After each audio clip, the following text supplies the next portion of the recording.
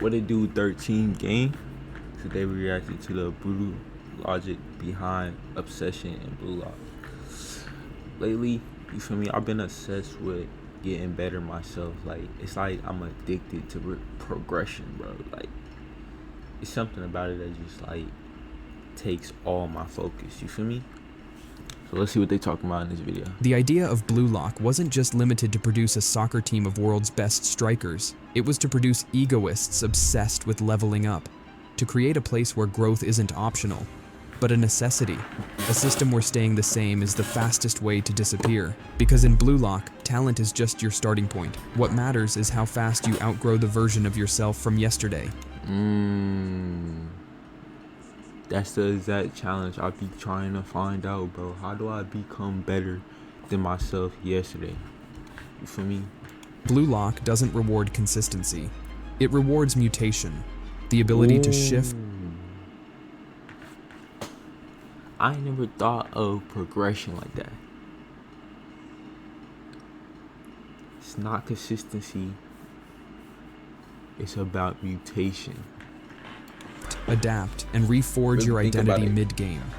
From Jinpachi Ego's twisted philosophy to the very layout of Blue Lock itself, everything is engineered to make recession feel like death.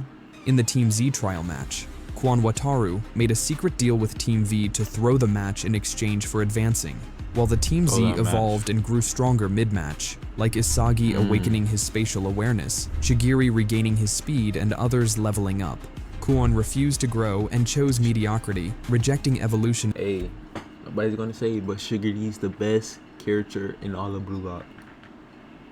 I don't care what no one says. Shigiri is the best character in all of Blue Lock. In process, even when he realized his betrayal didn't guarantee his safety, he couldn't catch up with the mindset shift happening in his team. Blue Lock didn't kill his dream. His refusal to grow did. Ego's vision was clear from the very beginning. In order to survive in Blue Lock, one must shift their mindset to adapt and grow. So I found myself asking, what actually forces that shift to happen? Is it the fear of vanishing? The golden dream of becoming the best? Or is there something deeper wired into the concrete of Blue Lock? Hey, put in the comments what y'all think it is. Put in the comments what y'all think it is. I think it might be the fear of vanishing. Cause a lot of people, like, especially when Blue Lock first started, you know, when they was in the room, they was all scared to get eliminated, bro. So they did whatever it took to stay in. Or even in the elimination games, they do whatever it takes to stay in. They're scared of getting kicked out of Blue Lock, or scared of vanishing. You feel me? I dug deep into Ego's labyrinth, past the speeches and survival of the fittest slogan, looking for the real engine, and found a gritty truth that his obsession alone isn't enough. Blue Lock knows desire needs a target. It needs friction. Blue Lock doesn't just isolate you with your ambitions. It strategically surrounds you with the mirror reflecting your deepest insecurities and fiercest competition. It builds pressure by designing your rivals. And this is one of the main pillars of the Blue Lock, a pillar called engineered rivalries. Remember that one classmate, the one who's on the same par? Bro, this right here, this is why I love it, bro. I have to have a rival in everything, bro. Because look, you use your rival as an engine, bro, to push past everybody, bro. Push past anybody, bro. Honestly, make a rival every game, or just have a friend group where you got a rival or somebody at least on the same skill level as you, so you have a reason to get better. You feel me? That's why people say you shouldn't be the best one in your friend group, bro. Because if you're the best one in your friend group, how you gonna grow? You feel me? With you?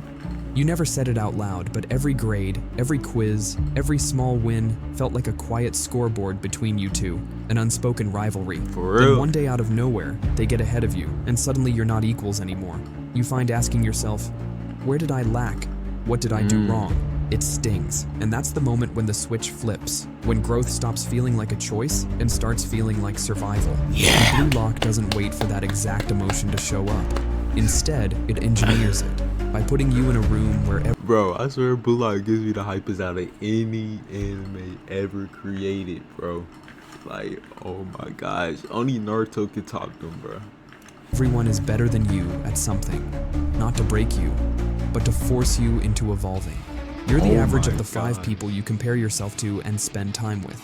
If you're surrounded by stronger players, you're going to get stronger. It's research-backed. Since it's incredibly hard to find the right people, you can use Polybuzz, the sponsor of today's video, Okay. to artificially Not looking at any sponsor. and thanks. Make sure to use when it's staring directly into the eyes of its own potential replacement. Take Yoichi Isagi's first system-crafted nightmare, Nagi Seishiro, the effortless genius who outplayed Isagi without even trying in their first match. While Isagi poured every ounce of his strategy, his reading of the game into play, Nagi casually trapped a rocket pass Nagi got behind his mad own aura, neck. bro, I His can't lie. unimaginable control over the ball made Isagi Nagi got question mad his aura. entire game. It was the moment when Isagi realized it's not just competition, it's a gladiatorial matchmaking that system prepares for its players. Nagi wasn't just an opponent, he was Isagi's first growth catalyst, a benchmark systematically placed in Isagi's path. And Blue Lock doesn't stop there. It amplifies the system constantly. For instance, take a look at second. If y'all like caught up to Blue Lock, spoilers, skip past this part of it. But you see, like, I didn't really see how did Nagi lose his passion for soccer. Like, you feel me? Like, I know Nagi's good, but like he doesn't have the passion anymore, bro. Selection, where they didn't just pair players Come on, randomly, Sugar. they created kill or be killed duels. Oh my God, Bachira, it's the so dribbling tough. artist of Blue Lock, forced to break down the immovable wall of defense that was Ryu. His towering presence in the field and elegant defenses wasn't just a challenge for Bachira, it was a benchmark.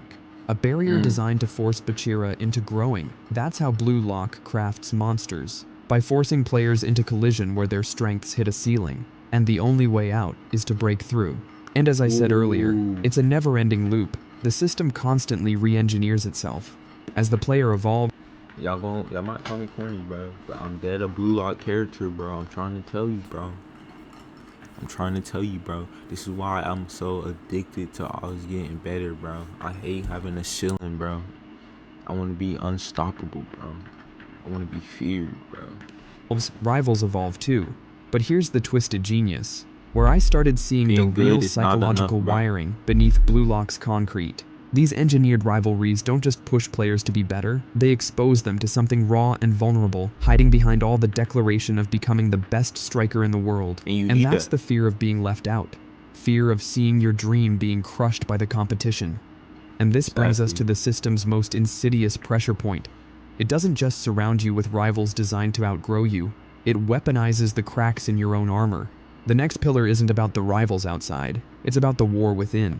Insecurities disguised as ego. Ever been in that meeting or class presentation? You prepped for days, practiced in the mirror, told Yeah. yourself, I've got this, I'm the expert here. You walk in projecting calm, maybe Yes. even a little swagger. Then they present. The person who didn't even Definitely bring some notes, swagger. who speaks effortlessly, ideas flowing like they're just breathing genius, and you feel your own carefully rehearsed points crumbling in your hands like stale bread. You try to play cool, while coping with the fact that you were outshined by the person, simply because he is better. You might crack a Ooh. joke to deflect or say something like, well, my approach is different, trying desperately to reclaim the spotlight. But that's not a real confidence talking. That's your insecurities wearing the mask of ego, the panic of trying to prove that you're not a weak link and you're not invisible. Blue Lock doesn't just see through that mask, it rips it off and puts you into a situation where you can't hide behind fake confidence. Bro, that's why I've been trying to get rid of any fake confidence. And I've been trying to get rid of my ego, but I feel like you low-key need an ego, bro. Like, I feel like a ego low-key pushes you further than not having one. You feel me?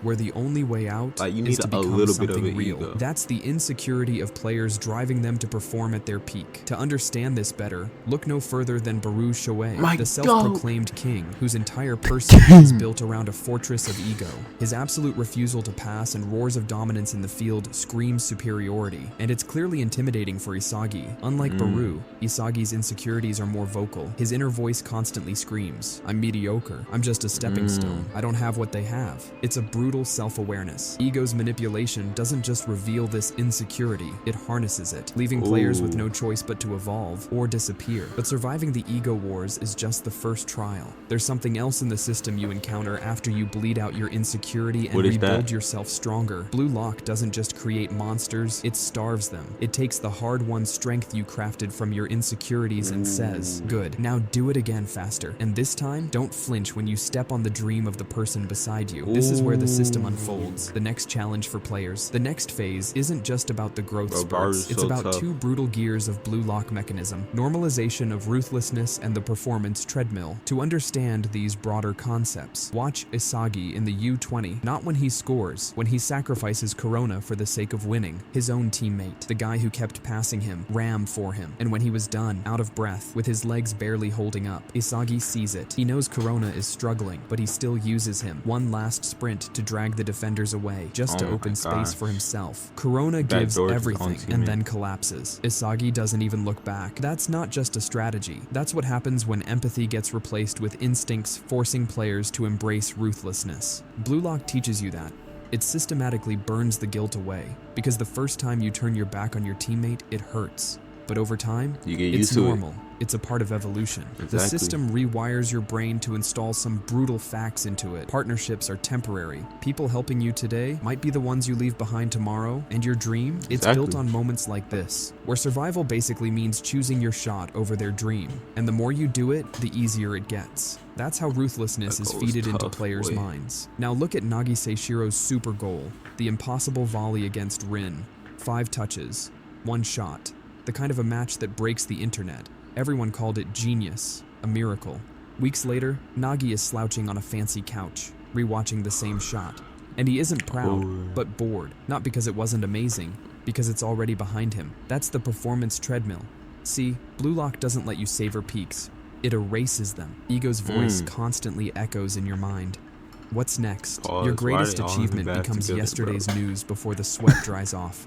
The rankings reset and new monsters emerge. And suddenly, that highlight play isn't a badge of glory. It's just a past, a reminder of who you used to be. Blue Lock's system manufactures this perpetual hunger, where you score and the system silently whispers, prove it wasn't luck. Where you evolve and the system says, do it faster next time. The moment your best isn't new anymore. Bro, I did have a Blue Lock in my head, bro. Like, I asked myself all these same questions, bro. The system moves on, and it never lets you rest. These pillars aren't just growth mechanisms, they are psychological triggers, designed to dig into your fear of being average. In Blue Lock, growth isn't some inspiring journey, it's a necessity for survival. Every betrayal, every breakdown, every brutal self-reflection, it's all part of the system reshaping you into something unstoppable. And that's the real cost of greatness, because in this system, evolution isn't a path, it's a condition. That's the video, chat. We're gonna see. Nagi wasn't just an opponent. Next time, bro, spend some W's in the chat. W's in the chat. W's in the chat. W's in the chat.